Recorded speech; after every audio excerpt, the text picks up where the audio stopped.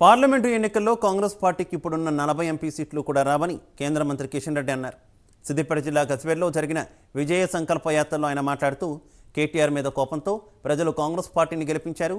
ఈ పార్లమెంట్ ఎన్నికల తర్వాత రాహుల్ గాంధీ కనపడరు, విదేశాలకు వెళ్లిపోతారని అన్నారు. దేశం కోసం, దేశ అభివృద్ధి కోసం ఆలోచించి ఓటు వేయాలని సూచించారు.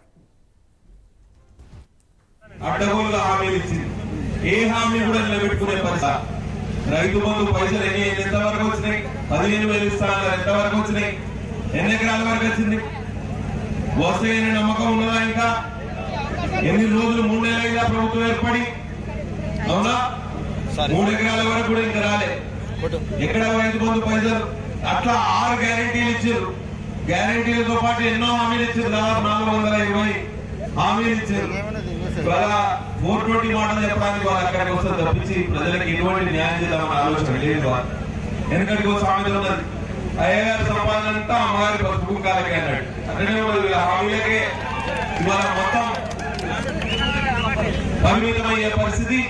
కాంట్రాక్టర్లో కనీసం బిల్లులు చెల్లించలేని పరిస్థితిలో ఇవాళ రాష్ట్ర ప్రభుత్వం ఉన్నది. వీళ్ళ అభివృద్ధి ఏం చేస్తారు? ఒకసారి ఆలోచన చేయండి. ఇక గజ్వేల్ పట్టణ పరిస్థితికి వస్తే, గజ్వేల్ నియోజకవర్గంలో మీరు ఇదివరకు కేసీఆర్ కు ఎమ్మెల్యేగా అవకాశం ఇచ్చారు. ఆయన ముఖ్యమంత్రిగా పదవిలో కూర్చోలేకపోయాడు, ఎందుకంటే ఆయనకు సంఖ్యాబలం లేకుండా. ఇక మళ్ళా ఇప్పుడు బీఆర్ఎస్ ఓటేస్తే ఏమొస్తుంది? ఏమైనా లాభం అవుతుందా? చెప్పు. ఎమ్మెల్యే ఎలక్షన్ లో ఆయనకు ఓటేస్తేనే ఆయన ముఖ్యమంత్రి కాలేదుగా. ఇప్పుడు ఎంపీ ఎలక్షన్ లా బీఆర్ఎస్ కు ఓటేస్తే ఏం లాభం వస్తుంది? అవునా? ఏమన్నా కేంద్రంలో ఏమైనా వెలుగుబెట్టే అవకాశం ఉన్నదా? లేదు కదా.